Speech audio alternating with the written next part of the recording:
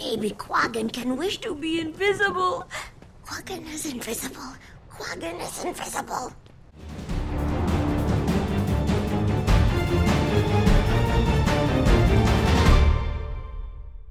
Howdy folks, my name is Richie aka Bog Otter, and welcome to part 3 of a series designed to help Guild Wars 2 Boomerangs. What's a Guild Wars 2 Boomerang? Well, it's someone who's played Guild Wars 2 in the past, took a break of varying length, and is now returning to the game and trying to get back up to speed. In this video, we'll be covering everything you need to know about the Fractal of the Mists, but we're too afraid to ask. Or something. Guild Wars 2's recent Fractured patch introduced a major update to the Fractals of the Mist. Before I go over the changes, let's cover the basis. What are Fractals?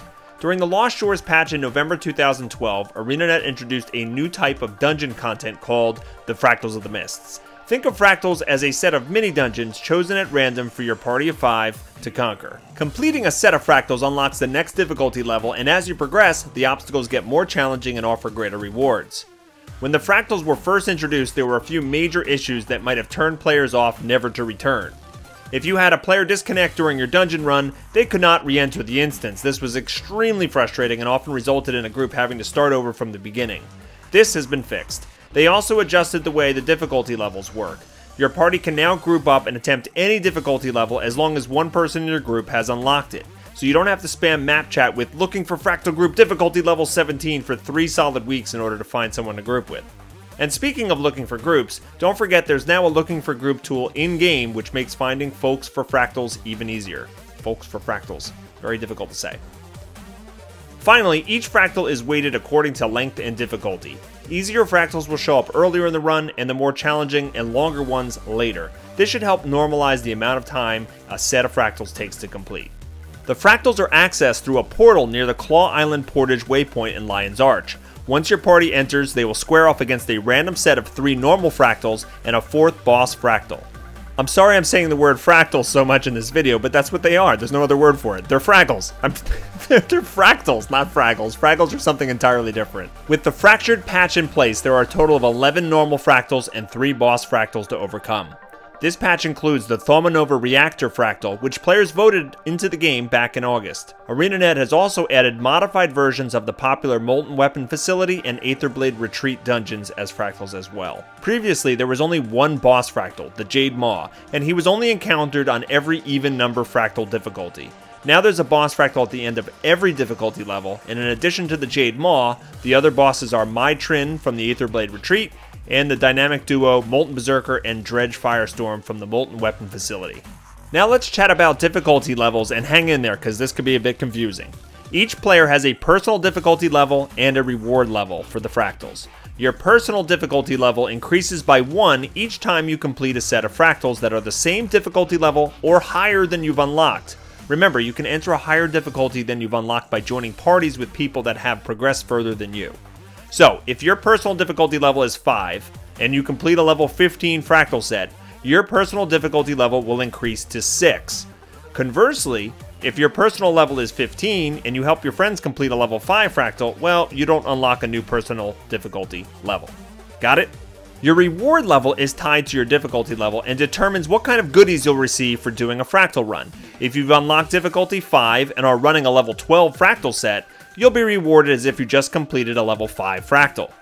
If you've unlocked difficulty 25 and you're running a level 15 Fractal, you'll be rewarded as if you just completed a level 15 Fractal. So you get rewards based on the personal difficulty level you've unlocked and the difficulty level your group is currently doing, whichever is lowest. I think I need to go lie down now. My brain hurts. The good news is the Fractured patch made your Fractal difficulty and reward level account-wide, so you no longer have to feel like you need to focus your Fractal progression on one single character as you climb to the top of 50 levels of difficulty that are available. Now please do this for World vs. World!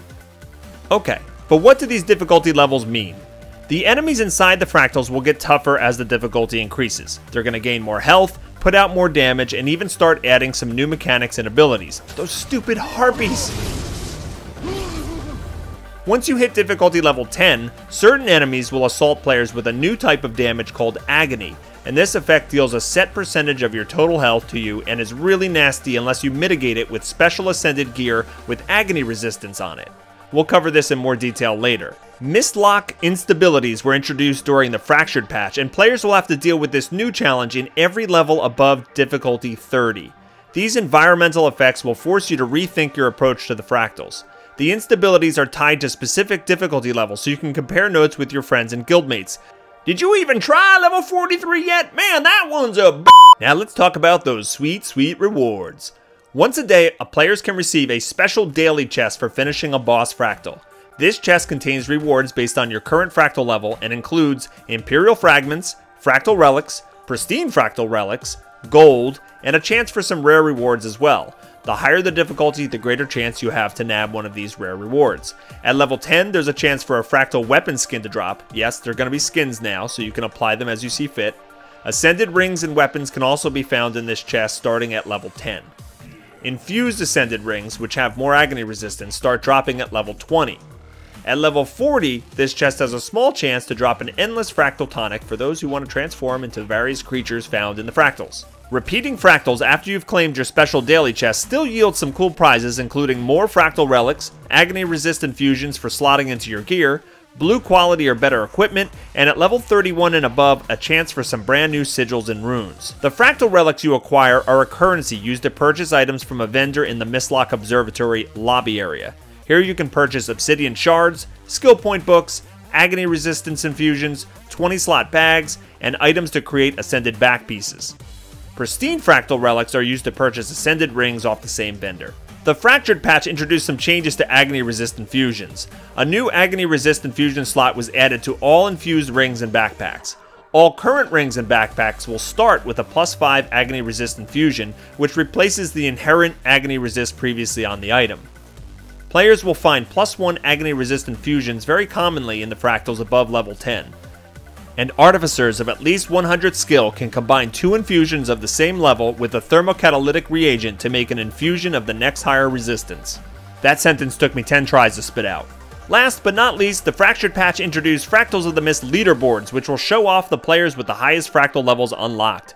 As part of the introduction of leaderboards, however, everyone who unlocked Fractal levels beyond 30 prior to the Fractured patch will have their level reset to 30, so the competition begins on an even playing field. Well, that's going to wrap up this episode of Guild Wars 2 Boomerang's Fractals edition. If you like this video, please hit that like button, share it with your friends, and subscribe to the channel so you can be notified when future videos are released. If you want to contact me, you can go to facebook.com/bogotter or hit me up on Twitter @RichieProcopio. Hope everybody has a great day, and I'll see you next time. Take care.